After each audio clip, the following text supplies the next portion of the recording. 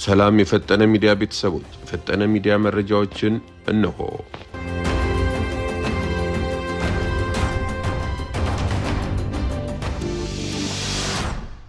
በአረርቲ ማርያም በተደረመሰ ርብራብ ከ36 ሰዎች በላይ ሲሞቱ የቆሰሉት ቁጥር ከ200 አልፏል ተባለ። ታዳጊው በአሰቃቂ ሁኔታ ተገደለ። በወንዶ ገነት የሴቶች ሱሪያቸውን በአደባባይ የመቅደድና የማስወለቅ ጥቃት እንደተፈጸመባቸው ተነገረ። ወደ ዝርዝር መረጃዎች አልፋለሁ።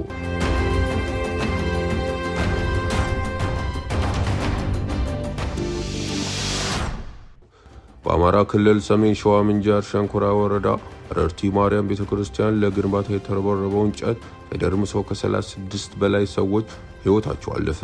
የቅድስት ማርያም ዓመታዊ ክብረ በዓል በስፍራው የተገኙ ምዕመናን እየተሰራ ያለውን ቤተክርስቲያን እየጎበኙ ባለበት ሰዓት የተረበረበው እንጨት በመደርመሱ ከ36 በላይ ሰዎች ሞተዋል። ከ200 በላይ የሚሆኑ ሰዎች ደግሞ ለከባድና ቀላል ጉዳት ተዳርገዋል። የፎቁ መረማመጃ 14 ዓመት የቆየ ስለመሆኑና ሰዎች በጉብኝት ላይ ሳሉ ተደርምሶ አደጋው ሊደርስ መቻሉን ከስፍራው የተገኘው መረጃ ጠቁሟል። አደጋው የሟቾች ቁጥር ሊጨምር እንደሚችል ተገልጿል። ተጎጂዎች ለማትረፍ የሕክምና ድጋፍ ተጠናክሮ ቀጥሏልም ተብሏል። የደረሰውን የሞትና የመቁሰል አደጋ የሀገር ውስጥ በርካታ ሚዲያዎች በስፋት ሲዘግቡ የዋሉ ሲሆን የኢትዮጵያ ኦርቶዶክስ ተዋሕዶ ቤተክርስቲያን ፓትርያርክን ጨምሮ የተለያዩ አባቶች ተቋማት ሀዘናቸውን እየገለጹ ይገኛሉ።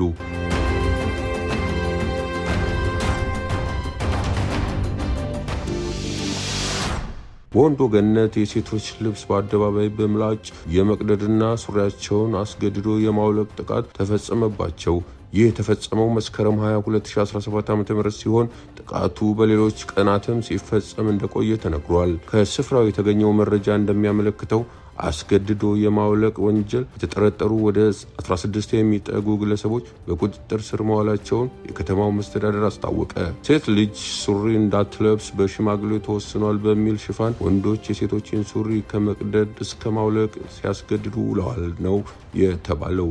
በዚህ 16 የሆኑ ተጠርጣሪ ወጣቶች በቁጥጥር ስር ውለዋል ተብሏል። በአካባቢው ሕዝብ ርብርብ ጥቃቱ ሊገታ ችሏል የተባለ ሲሆን ብዙዎች ድርጊቱን በሴት እህቶቻችን ላይ የተቃጣ እኩይ ተግባር እያሉት ይገኛሉ። ይህ አስነዋሪ ጥቃት ከወንዶ ገነት በተጨማሪ ማልጋ በተባለ ወረዳም ሴቶች ሱሪ መልበስ የለባቸውም በሚል ወጣቶች ሴቶች በአደባባይ በማስገደድ ሱሪ ሲያስወልቁና ሱሪያቸውን ሲቀዱ እንደነበር መረጃዎች ጠቁመዋል።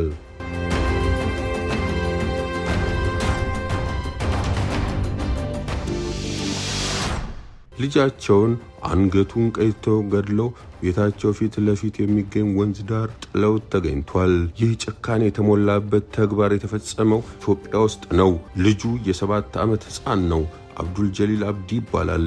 መስከረም 17 ክርስቲያን ጎረቤቶቹ ጋር ዶሮ ስላየ አራስ ለሆነችው እናቱ እማዬ እኔም ዶሮ ግዥልኝ ብሎ ከተማጸናት በኋላ ቦሌ አራብሳ ከሚገኘው ኮንዶሚኒየም ቤታቸው ውስጥ ገዝታለ ስትመለስ የመጀመሪያ ልጇን አብዱን ግን ልታገኘው አልቻለችም። ቤተሰብ በጭንቀትና በፍለጋ ተንከራተዋል።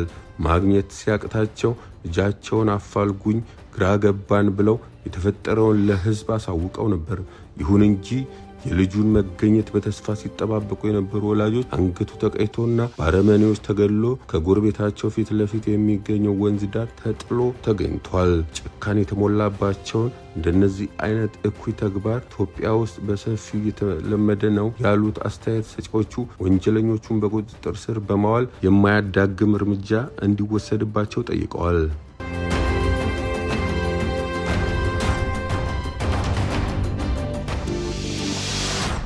በኢቢኤስ የነበረኝ ቆይታ ከስራ ይልቅ ካለቃ ጋር መሞዳሞድ ላይ ያተኩራል። ከፋና ቲቪ ወደ ኢቢኤስ ቴሌቪዥን የስራ ዝውውር ያደረገችው ጋዜጠኛ ምህረት ዮሴፍ ከ7 ወራት በኋላ ስራዋን መልቀቋ ተሰምቷል። በርካታ ዓመታት የሰራችበትን ፋና ቲቪ ለቃ ኢቢኤስ የተቀላቀለችው ምህረት የጣቢያው ቆይታ ባጭር ተገጥቷል። ቀደም ባለው ስራዬ የስራ ነጻነት ነበረኝ፣ ለተመልካች እንጂ ላለቃዬ ብዬ አልሰራም። በተጨማሪ ስራዬን አከብረዋለሁ፣ እወደዋለሁ። በኢቢኤስ የነበረኝ ቆይታ ከስራ ይልቅ ከአለቃ ጋር መሞዳሞድ ላይ ያተኩራል።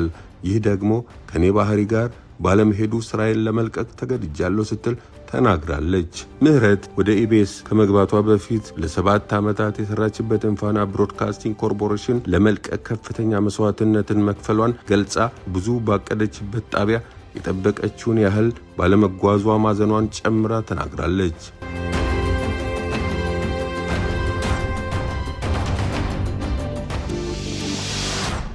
ሱዳን የአባይ ወንዝ የውሃ መጠን እየጨመረ በመምጣቱ ጎርፍ አደጋ እንዳይፈጠር ጥንቃቄ እንዲደረግ አሳሰበች። ሱዳን እንዳስታወቀችው በአባይ ወንዝ ዳርቻ ያለው የውሃ መጠን እየጨመረ መምጣቱን በግብጽ ዜጎቿ የጎርፍ አደጋ ሲያስከትል ስለሚችል ጥንቃቄ እንዲያደርጉ ገልጻለች። ዋድ አል አይሲ፣ ማዳኒ፣ ካርቱም፣ ሸንዲ፣ አትባራ፣ በርበራና ጀንበል አውሊያ በተባሉ ስፍራዎች ከፍተኛ የጎርፍ መጠን እንደተዘገበ ተነግሯል።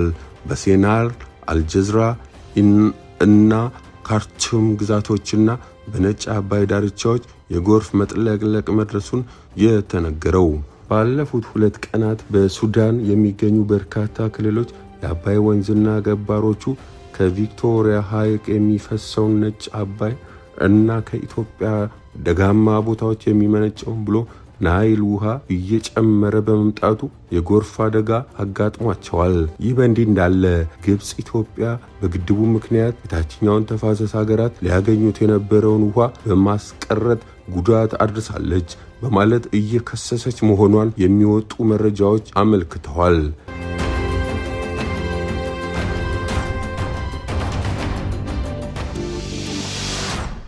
የፈጠነ ሚዲያ መረጃዎች የሰማችኋቸውን ይመስላሉ።